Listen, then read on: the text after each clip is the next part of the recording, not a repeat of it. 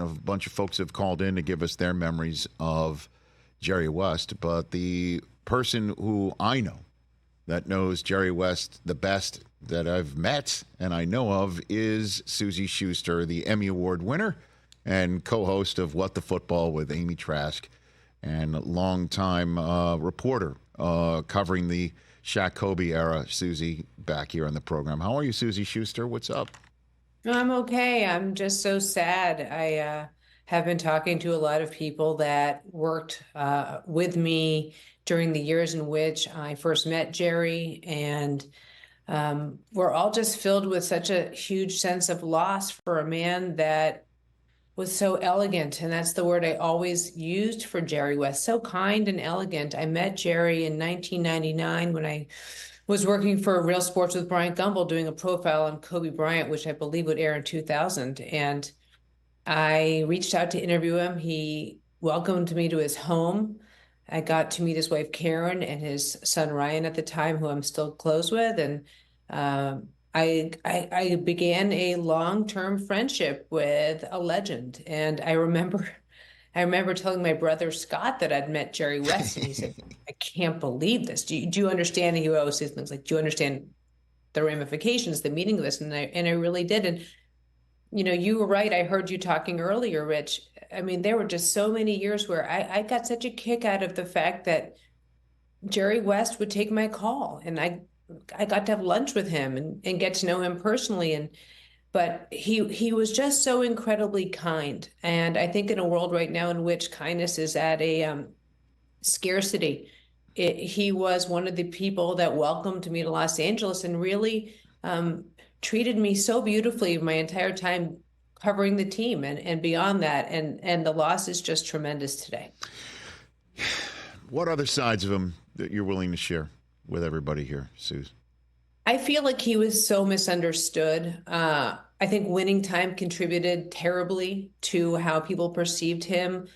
Um, I know how terribly hurt he was by this caricature of the man that they thought was Jerry West. I thought it was cruel and unusual for a man who's given so much to the NBA and put so much of his life in front of the camera and gave so much to the players and people that he worked with. I could tell you right now how much the Clippers appreciated him and loved him and treasured him because he was a treasure. But he was a fiercely private man and incredibly proud. He was, as I said, elegant and fastidious about manners. Was really upset with the way some of the younger kids treated reporters, media, and especially women. He was nothing if not respectful. And, I would dare say that he was really devastated by the disintegration of his relationship with the Lakers.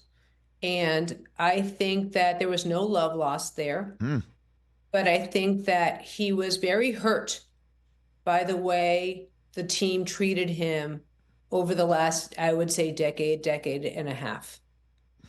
Huh. He yeah, it hurt him. And did He was incredibly sensitive, and I think I heard one of your callers talking about how he slept with a loaded gun under his bed as a child because he feared his father so much, who was terribly abusive.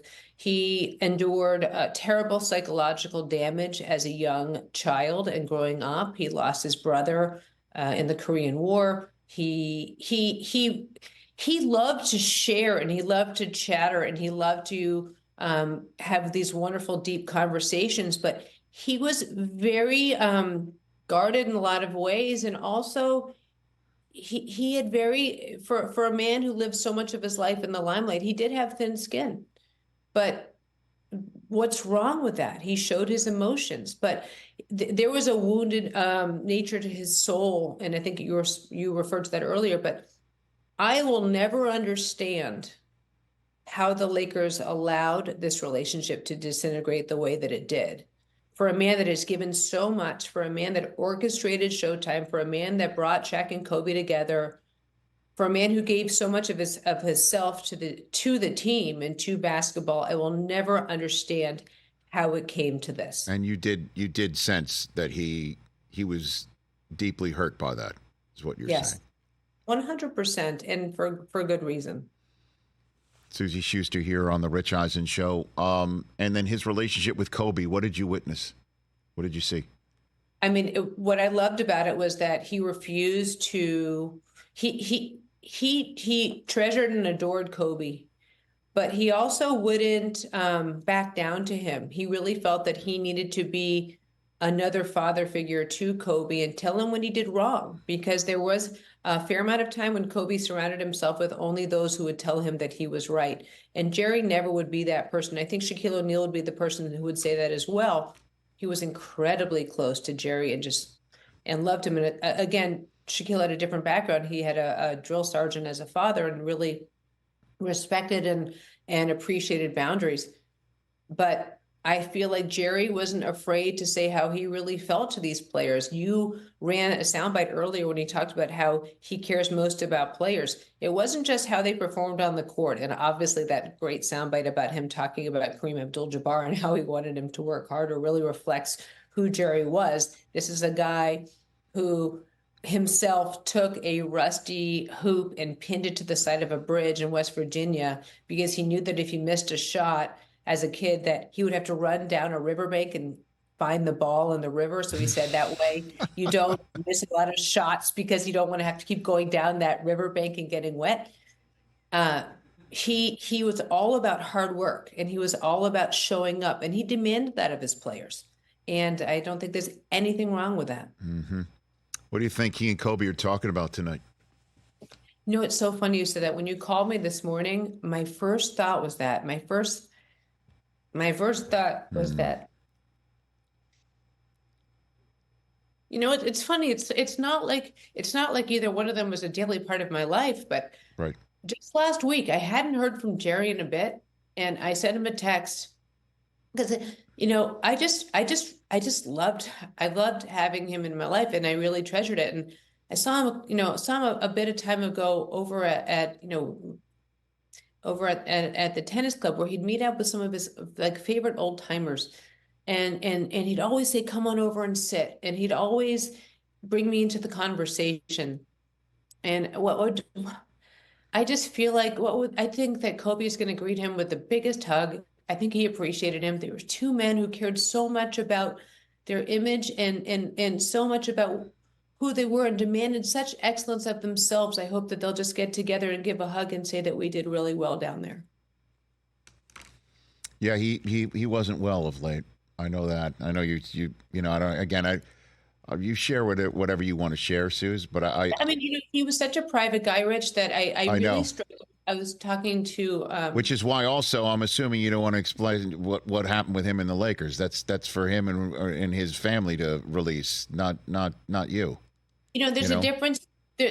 Something that I actually do talk about with Shaq a lot. The difference between being a reporter and being a friend. You know, I'm not looking to break stories, and I really I'm grateful that he shared a lot with me.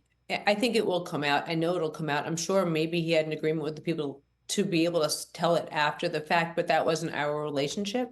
Right. But I just know as his friend just how wounded he was and how hurt he was because he was such a loyal person. And again, there's loyalty seems to be waning these days. And he was incredibly loyal. So I feel comfortable saying that I think we will hear a lot of stories coming out about this strange relationship between the Lakers and Jerry. It's just not my story to tell. So lastly, I mean, by the way, it's difficult to interview somebody who knows your interviewing style and gives you notes on it. So last one for you, Suze, is I asked this question of so many. So what's your favorite story? You know, our kids ask you one day, and when their face isn't in a screen that we're telling them not to be in. So what one of our kids asks you, hey, who's Jerry West? You got a good story. What would that one be? The funniest thing about that is there were so many days where I sat next to him and he would just pour out of him stories about working with the Lakers, stories about his playing days. He loved a good chew and chat.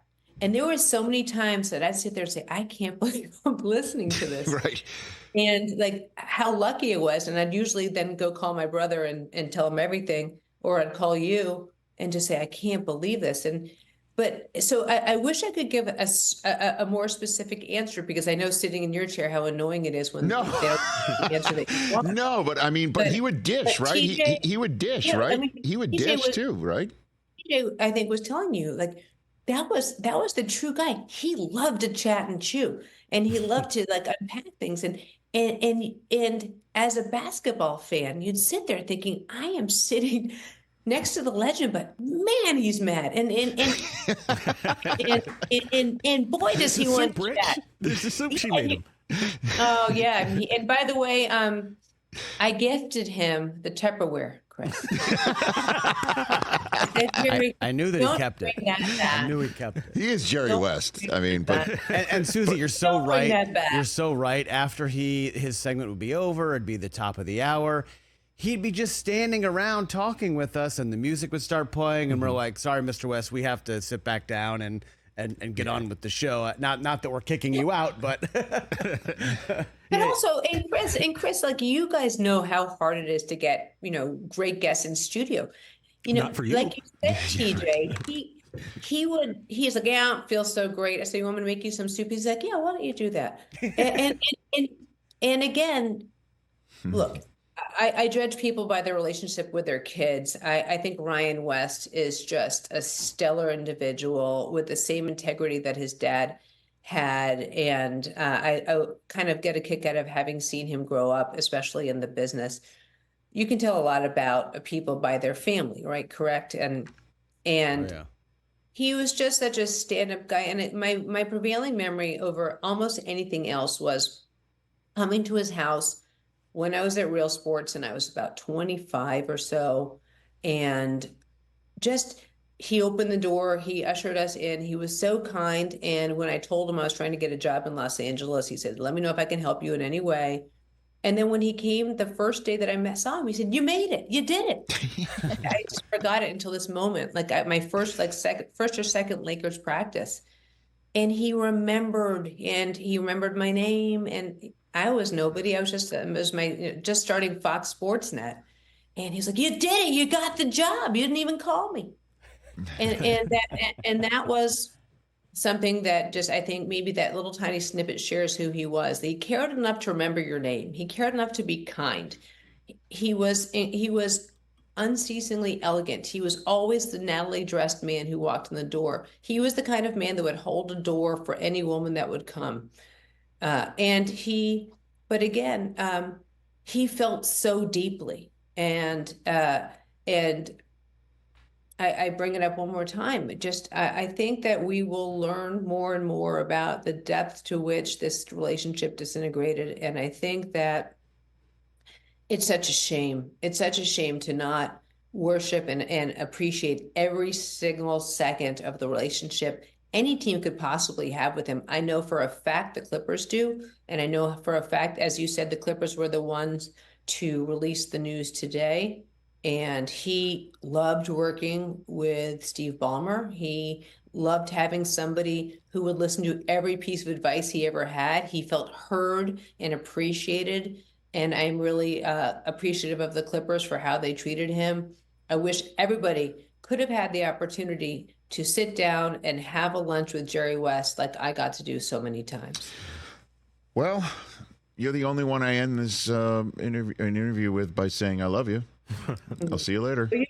You do tell Marshall that a lot. Oh, that's true. A nerve. Well, anyway. Well, Suze, Yeah. Suze, I text you this morning to say thank you for bringing him in here, because I'm a huge NBA fan, as is Chris. I've had hundreds of different T-shirts, hats, jerseys with that logo. That logo means so much to an NBA fan, and you kind of gave me that chance. I didn't have lunch, but I did get to sit back there and chop it up with him for like 15 minutes, and that's something I'm always going to like. You had soup with him. Cherish that measure. You had soup with him. Probably the only people to have soup with him are you and Boban. Well, I don't know. He didn't share the soup, but yeah. So yeah. It's so funny. I'm looking at the clock and I'm like thinking 10:18. Oh God! Don't worry about it. But PJ, I will say that half the time when I book the shows, I would always reach out to Jerry because I know you loved having him Yeah. in. But can you think of one time we had him where he didn't tell some beautiful story that you were like, Right. I can't, I'm sitting here listening to this. Yeah, And we were in even awe.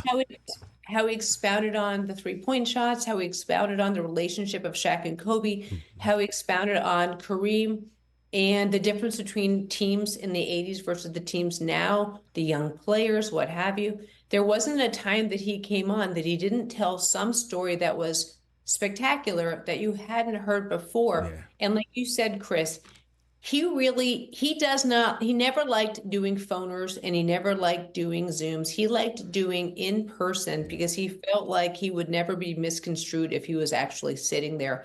But he also loved the bonding element of being interviewed by people that he trusted. And he stopped doing interviews. He never didn't do a whole lot of interviews the last 5 years or so. And he basically said, because he said, I'm at the phase in my life where I just want to make sure that what's going to go out in the air is who I really am. And so I feel very grateful that he took the time, TJ, to come and spend those interviews with us. And like you said, to hang out and to come early. He'd Yeah. come early just to hang out with Yeah, us. then he'd stay for the whole hour. It was really That's tremendous. great. It I was love it. like, And he trusted you for sure. and That it was was like, obvious. Mr. West, can you stay? He's like, I don't have anywhere to be. I mean, Yeah. And I'd say, don't you have golf for like in about an hour and up the road? it was But great. yeah, it was he would amazing. he was so generous of his time. And again, it's not I'd love to pretend it was anything that had to do with me. I do feel that he really loved people who would listen. That was one thing I always say is like people come in with their list of questions and they don't listen to what I really have to say. And that's why I think he loved this format so much, because he could have a conversation and not feel like he was being interviewed. Mhm. And again, he was a person with a lot of trust issues, and you're absolutely right. And for that reason, I think that's why he started to wrap up with whom he would converse as he got older. I'm just so grateful that he let me be a part of his life. Suze, thanks for the time. This is awesome, as expected. I'll chat with you later. See you at home later. You got it. All right, Suze. Suzy Shuster, everybody, talking about her friend and frequent guest, Jerry West. Catch the Rich Eisen Show every single day on the Roku channel, 12 to 3 Eastern, for free.